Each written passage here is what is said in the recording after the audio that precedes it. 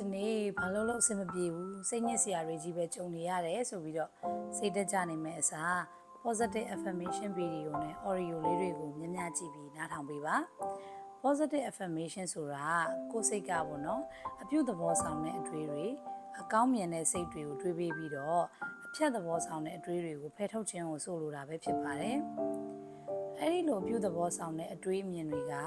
ကိုယုံကြည်မှုတည်ဆောက်တဲ့နေရာမှာအရန်သုံးဝင်တယ်ပြီးတော့စိတ်ကျန်းမာရေးနဲ့ပုံကိုယ်ရေးဆိုင်ရာတိုးတက်မှုတွေကိုဖြစ်ပေါ်စေတဲ့အပြင်ကိုယ်ပိုင်စွမ်းဆောင်ရည်တွေကိုလည်းမြင့်တင်ပေးတယ်ဥပမာအဖြစ်မိမိကိုယ်ယုံကြည်မှုနဲ့စွမ်းရည်တည်ဆောက်ဖို့ငါဟာယုံကြည်မှုရှိပြီးအရာရာကိုစွမ်းဆောင်နိုင်တယ်အဲ့လိုစကားလုံးမျိုးကိုအကြိမ်ကြိမ်နားထောင်ပြီးကိုပြန်ပြောခြင်းအပြင်မသိစိတ်ကဒါကိုလိုက်နာပြီးတကယ်ကိုပဲယုံကြည်မှုရှိနဲ့စွမ်းဆောင်လာနိုင်ပါလိမ့်မယ်ဒီလိုနားထောင်ရခြင်းရဲ့အခြေခံရည်ရွယ်ချက်လေး၅ခုရှိပါတယ်အဲ့ဒါတွေကတော့နံပါတ်1ယုံကြည်မှုကိုမြင့်တင်ခြင်း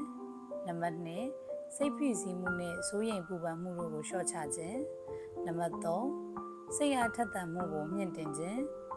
နံပါတ်4အာယုံစူးစိုက်မှုနဲ့ဖန်တီးနိုင်စွမ်းအားကိုတိုးတက်စေခြင်း